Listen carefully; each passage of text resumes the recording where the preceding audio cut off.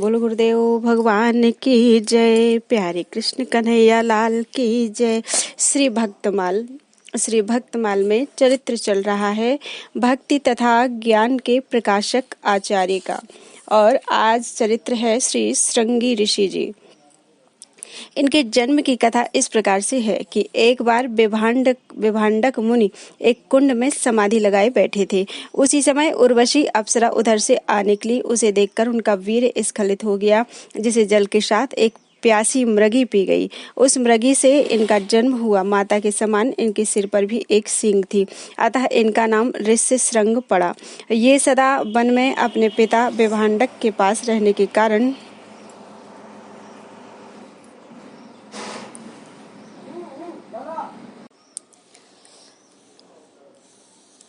किसी स्त्री अथवा पुरुष को नहीं जानते थे। इस प्रकार इन्हें ब्रह्मचर्य पूर्वक रहने, अग्नि और पिता की सेवा करते बहुत काल बीत गया। उसी समय अंग देश में रोमपाद नामक प्रतापी राजा हुए। उनके राज्य में बड़ा भयानक दुर्भिक्ष पड़ा। प्रजा भूखों मरने लगी। राजा ने सुविज्ञ वेदज्ञ ब्राह्मणों से अपने कर्मों का, जिसके कारण राज्य में वर्षा नहीं हो रही थी, प्रायश्चित पूछा। उन ब्राह्मणों ने राजा को यह उपाय बताया कि आप जैसे बने तैसे विभांडक मुनि के पुत्र ऋष्यशृंग को यहाँ ले आइए और उनका सत्कार करके यथाविधि उनके साथ अपनी कन्या शांता का विवाह कर दीजिए। राजा चिंतित हुए कि ऋषि को कैसे यहाँ लाया जाए। बहुत सोच विचार कर उन्होंने अपने पुरोहित और मंत्रियों से कहा कि आप लोग जाकर ऋषि कुमार को ले आएं, परंतु उन लोगों ने निवेदन किया कि हम लोग वहां जाने में विभांडक ऋषि के शाप से डरते हैं, अतः स्वयं न जाकर किसी अन्य उपाय से उनको यहाँ ले आएंगे, जिससे हमको दोष न लगे। मंत्री और पुरोहितों ने निर्विघ्न कृतकारी होने का यह उपाय बताया कि रूपवती वेश्याएं सत्कार पूर्वक भेजी जाएं, वे अपने कौशल से उन्हें ले आएंगी। राजा ने वैसा ही उपाय करने को कहा। वेश्याएं भेजी गईं। आश्रम के निकट पहुंचकर वे धीर ऋषिपुत्र के दर्शन का प्रयत्न करने लगी। ऋष्यशृंग ने आज तक स्त्री, पुरुष, नगर या राज्य के अन्य जीवों को कभी नहीं देखा था। दैव योग से वे एक दिन उस जगह पहुंचे जहां वेश्याएं टिकी हुई थी। तब मधुर स्वर से गाती हुई वे सब उनके पास आकर बोली कि आप कौन हैं और किस लिए इस निर्जन वन में अकेले फिरते हैं। उन्होंने अपना पूरा परिचय दिया और उनको अपने आश्रम पर लिवा ले जाकर अर्घपाद्य फल मूल से उनका सत्कार किया। वैश्याओं ने भी उनको तरह तरह की मिठाइयां यह कहकर खिलाई कि ये हमारे यहाँ के फल हैं, इनको चखिए। फिर उनका आलिंगन कर वे विभांडक जी के भय से झूठ मूठ व्रत का बहाना बनाकर वहां से चली आईं। वैश्याओं के चले जाने से ऋष्यशृंग जी उदास हो गए। दूसरे दिन वे फिर वहां पहुंचे जहां पहले दिन मन को मोहने वाली उन वैश्याओं से भेंट हुई थी। इनको देखकर वैश्याएं प्रसन्न हुई और इनसे बोली कि आइए आप हमारा भी आश्रम देखिए, यहाँ की अपेक्षा वहाँ इससे भी उत्तम फल मिलेंगे और अधिक उत्तम सत्कार होगा। ये वचन सुनकर वे साथ चलने को राजी हो गए और वैश्याएं उनको अपने साथ ले आईं। उन महात्मा के राज्य में आते ही सहसा जल की बहुत वर्षा हो गई, जिससे प्रजा सुखी हुई। वर्षा होने से राजा जान गए कि मुनि आ गए। राजा ने उनके पास जाकर दंडवत प्रणाम कर उनका अर्घपाद्य आदि द्वारा यथाविधि पूजन किया और उनसे वर मांगा कि वे एवं उनके पिता छल पूर्वक लाए जाने के कारण राजा पर कोप ना करें। फिर राजा उन्हें अपने रनिवास में ले गए और अपनी पुत्री शांता का विवाह उनसे कर दिया। ऋष्यशृंग वहीं शांता के साथ रहने लगे। अंग नरेश रोमपाद जी श्री अयोध्या नरेश महाराज दशरथ जी के मित्र थे। श्री वशिष्ठ जी की आज्ञा के अनुसार राजा दशरथ पुत्रेष्टि यज्ञ कराने के लिए ऋष्यशृंग को अंगदेश ले गए। ऋष्यशृंग को लेने अंगदेश गए। श्री रोमपाद जी ने मित्रभाव से उनका सत्कार किया और उनके अभिप्राय को जानकर ऋष्यशृंग ने शांता सहित उनके साथ जाने का अनुरोध किया। वे राजी हो गए और उनके साथ श्री अयोध्या आकर मंगल मुहूर्त में पुत्रेष्टि यज्ञ का शुभ आरंभ किया, जिसमें अग्निदेव ने साक्षात प्रकट होकर दिव्य चरु प्रदान किया, जिसको पाकर रानियों ने गर्भ धारण किया। यथा श्रृंगी ऋषि वशिष्ठ बुलावा, पुत्र काम शुभ यज्ञ करावा। भगति सहित मुनि आहुति दीन है, प्रगटे अग्नि चरु कर लीन है। बोलो वृंदावन बिहारी लाल की जय। श्री मांडव्य जी। महात्मा मांडव्य के शाप से साक्षात धर्मराज ही विदुर रूप में उत्पन्न हुए थे। कथा इस प्रकार है एक बार राजपुरुषों द्वारा पीछा किए जाने पर बहुत से चोर चोरी का माल महर्षि मांडव्य के आश्रम में रखकर स्वयं वहीं छिप गए। मुनि ध्यानस्थ थे, उन्हें इस बात की किंचित जानकारी नहीं थी, अतः राजपुरुषों के पूछने पर उन्होंने कुछ नहीं कहा। तब उन राजपुरुषों ने आश्रम में खोजबीन प्रारंभ की तो चोर एवं चोरी का माल दोनों ही बरामद हुए। फिर तो उनका मुनि पर भी संदेह हो गया और चोरों के साथ उन्हें भी राजा के सम्मुख पेश किया गया। राजा ने सूली पर चढ़ा देने का हुक्म दे दिया। अन्य चोर तो तत्काल मृत्यु को प्राप्त हो गए, परंतु महामुनि मांडव्य सूली के अग्रभाग पर बैठे हुए तप ही करते रहे। बहुत दिनों तक इस प्रकार तपोधन मुनि को शूली पर बैठे देखकर राज कर्मचारियों ने जाकर राजा से यह सब समाचार निवेदन किया। राजा तत्काल ही दौड़े आए और विविध प्रकार से अनुनय विनय कर अपराध के लिए क्षमा याचना करते हुए मुनि को सूली से उतार दिया। सूल की किंचित अणी शरीर में प्रविष्ट हो गई थी, जो निकालने का प्रयत्न करने पर भी नहीं निकल सकी, तो उसे उतना काट दिया गया। सूल की अणी को शरीर में धारण करने से आगे चलकर इनका नाम अणि मांडव्य पड़ गया। एक बार महर्षि ने धर्मराज के पास जाकर उन्हें उलाहना देते हुए कहा, मैंने अनजाने में कौन सा ऐसा पाप किया है जिसके फल का भोग मुझे इस रूप में प्राप्त हुआ है। मुझे शीघ्र इसका रहस्य बताओ और फिर मेरी तपस्या का फल देखो। धर्मराज ने कहा, आपने बाल्यावस्था में एक पतंगे के पुच्छ भाग में शींग चुभो दिया था, उसी का यह फल मिला। ऋषि ने कहा, एक तो बाल्यावस्था में धर्मशास्त्र का ज्ञान नहीं होता, दूसरे तुमने थोड़े से अपराध में मुझे बहुत बड़ा दंड दिया है, अतः मैं तुम्हें शाप दूंगा। धर्मराज ने कहा, यदि आप मुझे शाप ही देना चाहते हैं तो कृपा करके राजा दासी पुत्र एवं चंडाल होने का शाप ना दीजिएगा। मुनि ने क्रुद्ध होकर कहा, तुम तीनों हो जाओ। इसी शाप के फलस्वरूप धर्मराज ने राजा युधिष्ठिर, दासी पुत्र विदुर एवं स्वपच भक्त के रूप में जन्म लेकर मुनि के शाप को सफल किया। बोलो वृंदावन बिहारी लाल की जय। अगला चरित्र है श्री विश्वामित्र जी का।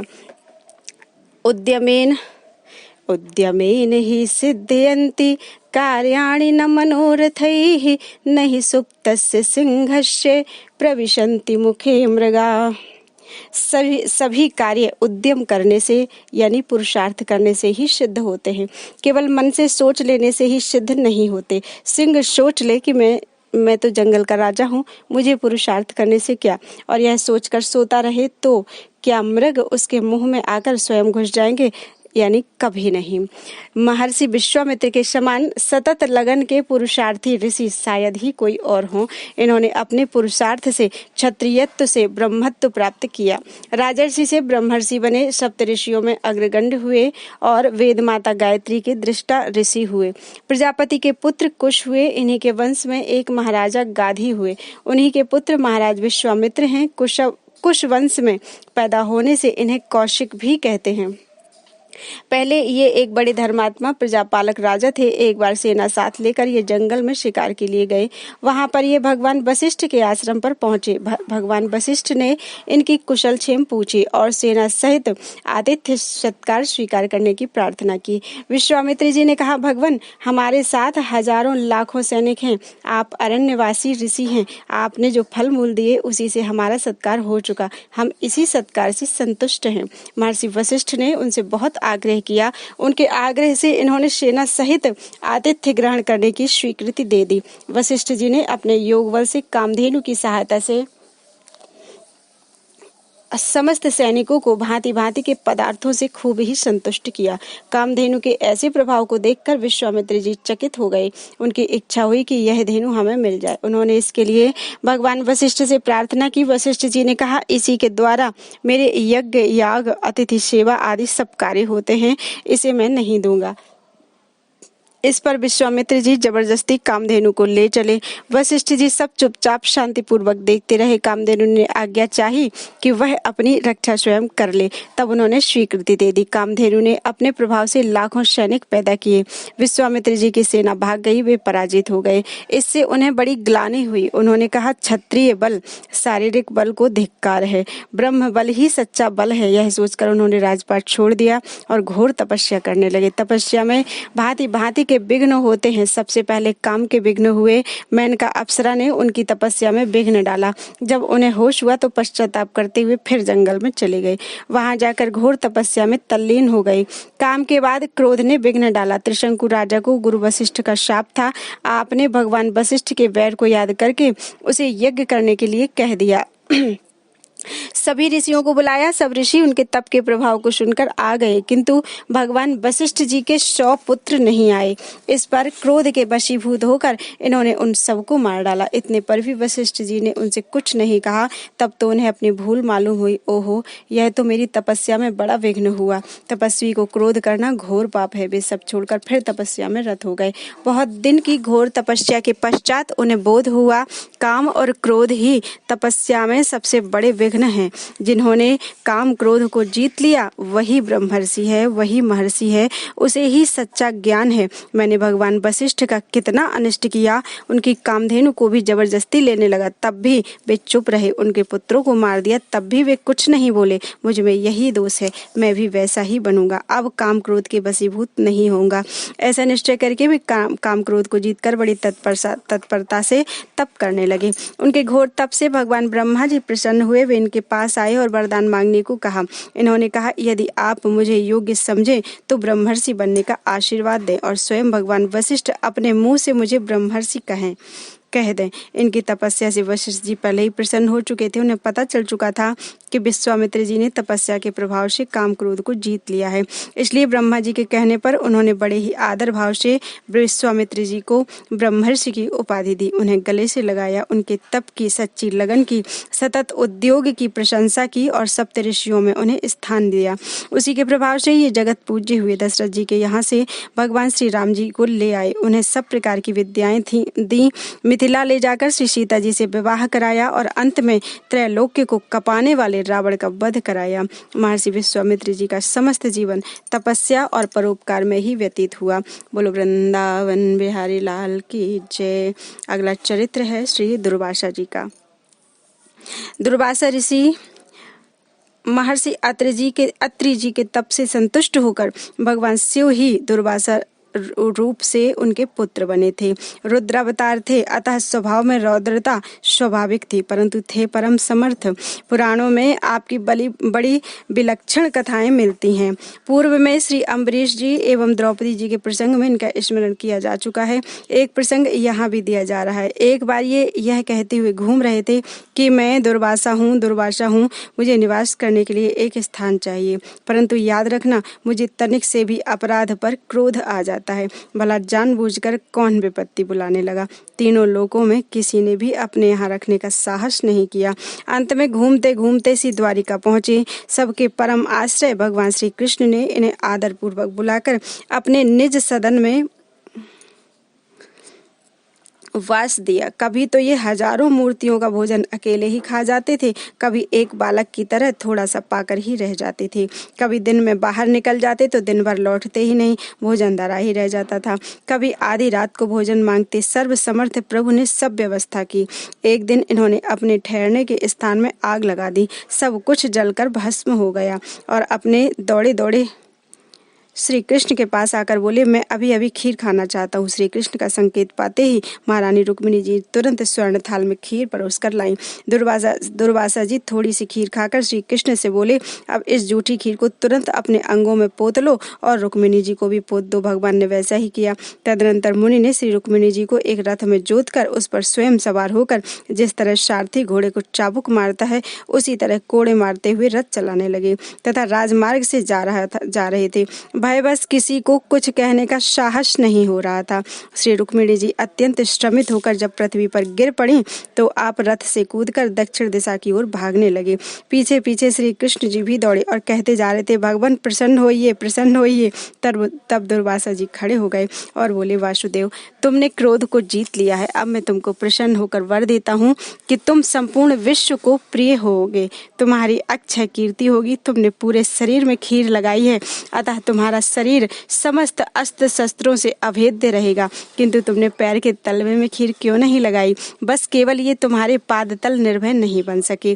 तत्पश्चात श्री रुक्मिणी जी से बोले, कल्याणी, तुमको रोग तथा जरा नहीं स्पर्श करेगी, तुम्हारी अंग कांति कभी म्लान नहीं होगी। इतना कहकर महर्षि अंतर्धान हो गए। श्री रुक्मिणी जी को साथ लेकर श्री कृष्ण घर आए तो देखा कि मुनि के द्वारा जलाई हुई अथवा नष्ट की हुई सभी वस्तुएं सुरक्षित हैं।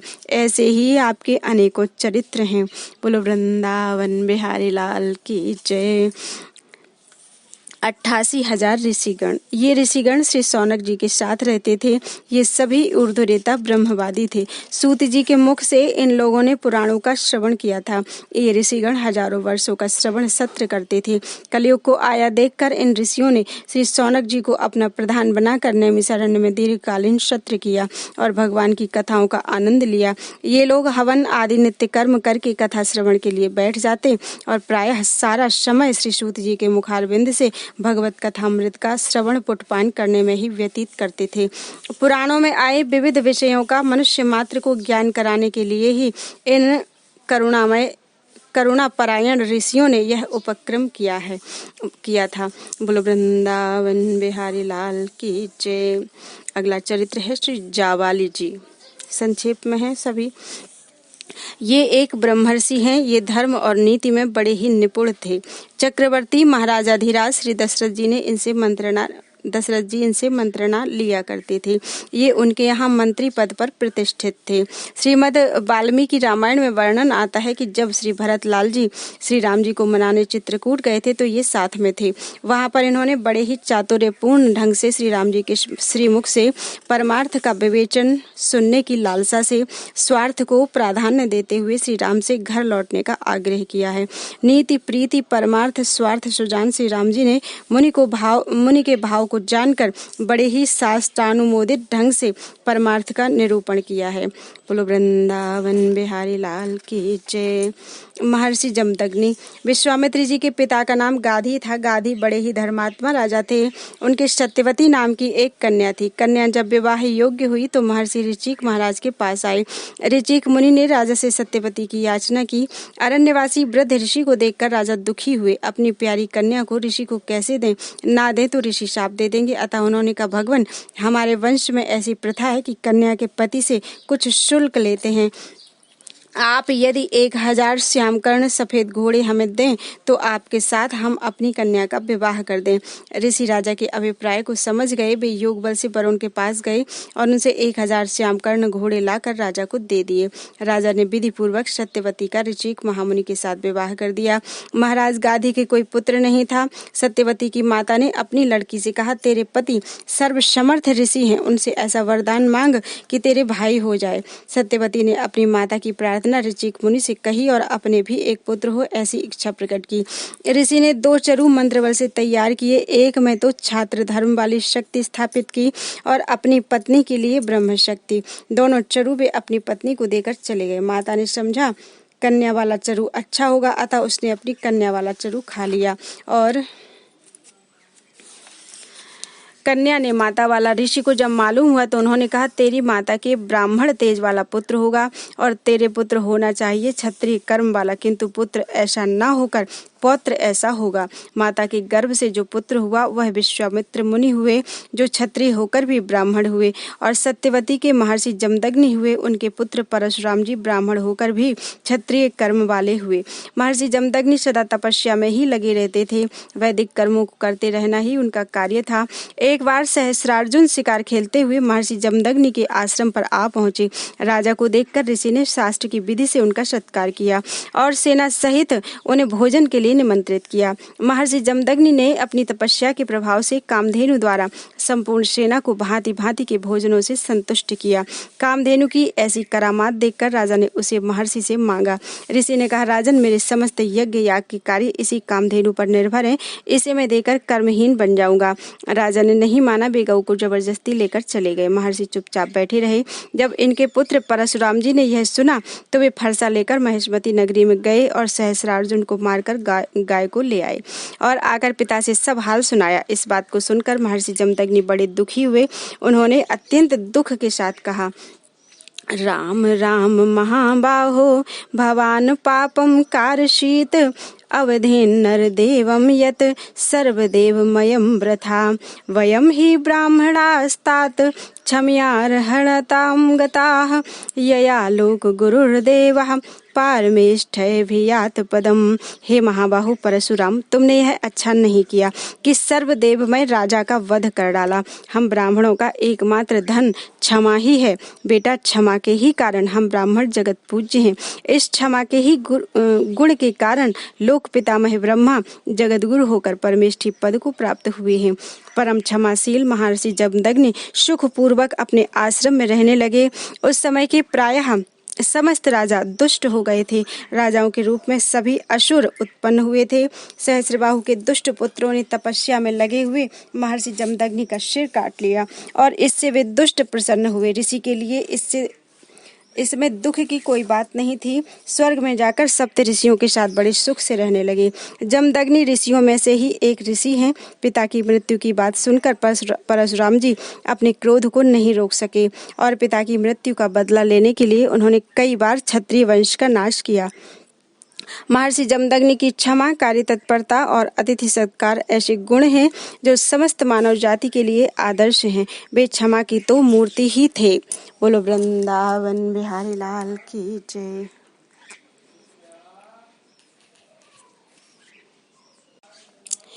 श्री मायादर्श यानी मार्कंडेय जी। मार्कंडेय मुनि महर्षि मृकंडु के पुत्र थे। ये भृगुकुल में उत्पन्न हुए थे। यज्ञोपवीत संस्कार हो जाने पर ये ब्रह्मचर्य व्रत को धारण कर वेदाध्ययन करने लगे और वेद पारंगत होकर तप और स्वाध्याय में लग गए। वे ब्रह्मचारी वेश में रहकर अग्नि, सूर्य, गुरु, ब्राह्मण और आत्मा में श्री हरि का पूजन करने लगे। वे प्रातःकाल और सायंकाल भिक्षा मांग कर लाते और गुरु को अर्पण करते और गुरु की आज्ञा मिलने पर मौन होकर एक समय भोजन करते। गुरु की आज्ञा ना मिलने पर ये किसी दिन निराहार ही रह जाते थे। इस प्रकार मार्कंडेय मुनि ने 10 करोड़ वर्ष पर्यंत श्री हरि की आराधना करके दुर्जय काल को भी जीत लिया। उनके इस प्रकार मृत्यु को जीत लेने पर ब्रह्मा, शिव, भृगु, दक्ष और नारद आदि को बड़ा आश्चर्य हुआ। इस प्रकार नैष्ठिक ब्रह्मचर्य व्रत धारण करके तथा इंद्रिय जय के द्वारा अंतःकरण को राग आदि दोषों से रहित कर भगवान अधोक्षज का ध्यान करते हुए मुनि को 6 मनवंतर यानी 1704 युगों की चौकड़ी का काल बीत गया।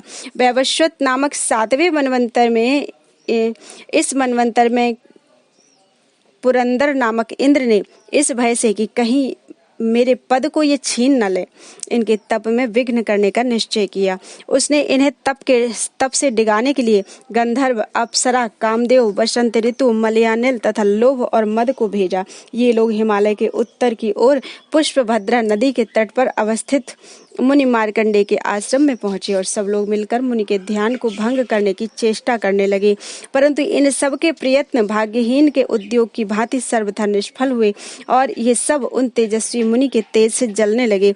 अंततः जिस प्रकार किसी विषधर सर्प को छेड़कर बालक भय से पीछे हट जाते हैं, उसी प्रकार ये इंद्रदूत निराश होकर वहां से लौट गए। इंद्र उन सबको हतप्रभ एवं म्लान मुख देखकर तथा उनसे उन ब्रह्मर्षि का प्रभाव सुनकर परम विस्मित हुए। ऋषि के तप से प्रसन्न होकर भगवान श्री हरि उन पर अनुग्रह करने के लिए निमित्त नर नारायण के रूप में उनके सामने प्रकट हुए। उन तपोमूर्ति ऋषि प्रवरों को देखते ही मुनि उनके चरणों में लौट गए और उनकी स्तुति करने लगे। भगवान नारायण बोले, हे ऋषि श्रेष्ठ, तुम्हारी निर्दोष भक्ति से हम अत्यंत प्रसन्न हुए हैं, अतः तुम हमसे इच्छित वर मांगो।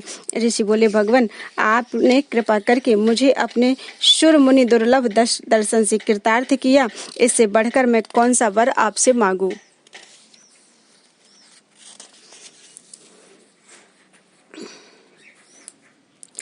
तथापि मेरी इच्छा है कि जिस आपकी माया से यह शत वस्तु भेदयुक्त प्रतीत होती है, उस माया को मैं देखना चाहता हूँ।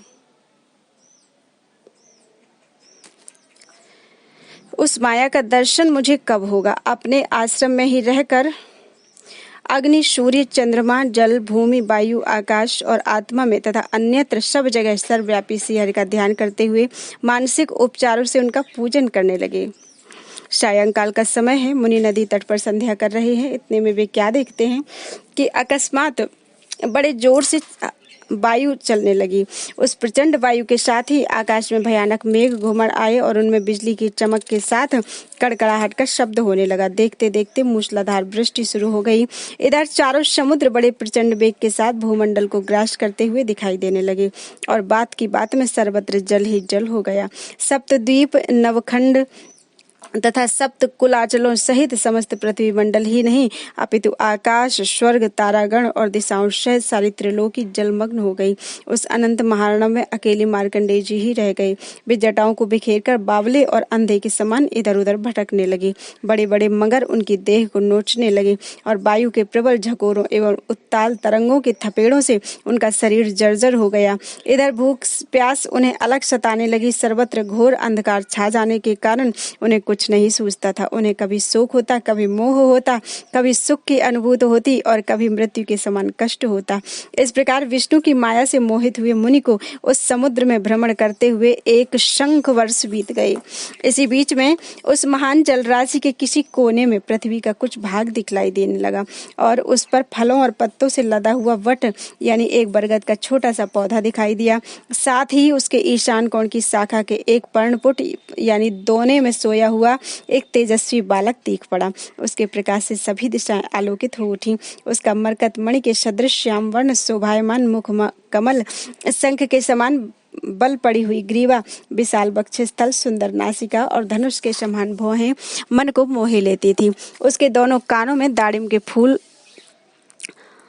खुसे हुए थे। वह अपने हाथों से अपना चरण पकड़कर उसका अंगूठा चूस रहा था। उस मनोहर मूर्ति बालक को देखकर मुनि को बड़ा आश्चर्य हुआ। उसके दर्शन मात्र से उनकी सारी व्यथा दूर हो गई और मारे आनंद के उन्हें रोमांच हो आया। वे खिसककर उस बालक के समीप चले गए। ज्यों ही वे उसके समीप गए उन्हें ऐसा प्रतीत हुआ मानो उस बालक के श्वास के साथ वे उसके उदर के भीतर मच्छर की भांति खींचे चले जा रहे हैं। थोड़ी ही देर में उन्होंने अपने को उस बालक के उदर के भीतर पाया। वहां उन्होंने सारे जगत को उसी रूप में पाया जिस रूप में उन्होंने प्रलय के पूर्व उसे बाहर देखा था। यह सब दृश्य देखकर उन्हें परम विस्मय हुआ। कुछ क्षण के अनंतर वे उसी बालक के श्वास के द्वारा प्रेरित होकर बाहर निकल आए और पुनः उसी प्रलय समुद्र में जा पड़े। बाहर निकलकर उन्होंने उस बालक को उसी अवस्था में अपनी ओर प्रेमपूर्ण कटाक्षों से देखते हुए पाया। उसकी मंद मुस्कान से आकर्षित होकर वे उसके समीप जाकर उसे आलिंगन करना ही चाहते थे कि वे योगाधिपति बाल वेशधारी भगवान एकाएक अंतर्धान हो गए। उनके अंतर्धान होते ही वह बट वृक्ष और प्रलय समुद्र सारा का सारा क्षण भर में विलीन हो गया और मुनि अपने आश्रम में पूर्ववत स्थित हो गए। उन्होंने मन ही मन भगवान नारायण की माया को प्रणाम किया और हृदय से उन माहेश्वर की शरण हो गए। एक समय मुनि समाधि लगाए अपने आश्रम में बैठे थे। इतने में देवादिदेव भगवान शंकर जगत जननी पार्वती के साथ नंदी पर सवार होकर आकाश मार्ग से उधर की ओर निकले। मुनि को शांत भाव से बैठे देखकर पार्वती जी भगवान शंकर से बोली, भगवान ये कोई महातपस्वी मुनि मालूम होते हैं, इन्हें सिद्धि प्रदान कीजिए क्योंकि सारी तपस्याओं को सिद्ध करने वाले आप ही हैं। शंकर जी बोले, हे पार्वती, ये मार्कंडेय मुनि भगवान पुरुषोत्तम के बड़े भक्त हैं, अतएव ये तप के द्वारा कोई सिद्धि नहीं चाहते। अधिक क्या कहें, इन्हें मोक्ष की भी परवाह नहीं है, फिर सांसारिक सुखों की तो बात ही क्या है। तथापि हे पार्वती, हम चलकर थोड़ी देर इनसे वार्तालाप करें क्योंकि साधु समागम से बढ़कर संसार में कोई लाभ नहीं है। यह कहकर जगत नियंता भगवान शंकर मुनि के समीप गए, किंतु मुनि की वृत्तियां ब्रह्म में लीन होने के कारण उनका ब्रह्म ज्ञान लुप्त हो गया था। अतएव उन्हें जगदात्मा शिव पार्वती के आने का पता ही नहीं चला। यह देखकर भगवान शंकर अपनी योग माया के प्रभाव से मुनि के हृदय गुहा में प्रविष्ट हो गए। मुनि ने देखा कि उनके हृदय में एकाएक एक पीली जटाओं वाली त्रिशूल, धनुष बाण तथा ढाल तलवार से सुसज्जित, शरीर में व्याघ्र चर्म लपेटे, रुद्राक्ष माला, डमरू, नरकपाल और फरसा धारण किए 3 नेत्र और 10 भुजाओं वाली मूर्ति प्रकट हो गई। इस विकराल मूर्ति को हृदय स्थित देखकर मुनि को बड़ा आश्चर्य हुआ और इसी आश्चर्य में उनकी समाधि टूट गई। मुनि ने आंख खोलकर देखा तो सामने भगवान रुद्र पार्वती सहित अपने गणों को साथ लिए खड़े हैं। मुनि ने उन्हें साष्टांग प्रणाम किया और पार्वती सहित उनकी भक्ति पूर्वक पूजा की। उनकी पूजा से प्रसन्न होकर भगवान शंकर बोले, हे मुनि, हम तुम्हारी भक्ति से बहुत प्रसन्न हैं, अतः हमसे इच्छित वर मांगो। ब्रह्मा, विष्णु और मैं तीनों ही वर देने वालों में श्रेष्ठ हैं। तुम्हारी तरह जो लोग हम तीनों की समान भाव से भक्ति करते हैं तथा जो शांत, निसंग, निर्वैर, प्राणी मात्र के प्रति दया करने वाले और सर्वत्र सम दृष्टि रखने वाले हैं, उनकी इंद्रादि लोकपाल ही नहीं अपितु हम तीनों भी वंदना और सेवा पूजन करते हैं। क्योंकि आप लोग हम तीनों में अपने में तथा जगत के अन्य प्राणियों में अणुमात्र भी भेद नहीं देखते। अतएव हम लोग आप जैसे ब्राह्मणों का भजन किया करते हैं। तीर्थ और देवता तो चिरकाल पर्यंत सेवा करने पर फल देते हैं, किंतु आप जैसे साधु पुरुष तो दर्शन मात्र से ही कृतार्थ कर देते हैं। जो तुम्हारी भांति चित्त को एकाग्र करके तप, स्वाध्याय और संयम में रत रहते हैं, उन ब्राह्मणों को हम सदा नमस्कार किया करते हैं। आप सदृश महानुभावों के दर्शन अथवा नाम सुनने मात्र से ही महापातकी और चांडाल भी शुद्ध हो जाते हैं। फिर जिन्हें आप लोगों के साथ संभाषण आदि का सौभाग्य प्राप्त होता है, उनकी तो बात ही क्या है। भगवान शंकर के इन वचनों को सुनकर ऋषि गदगद हो गए।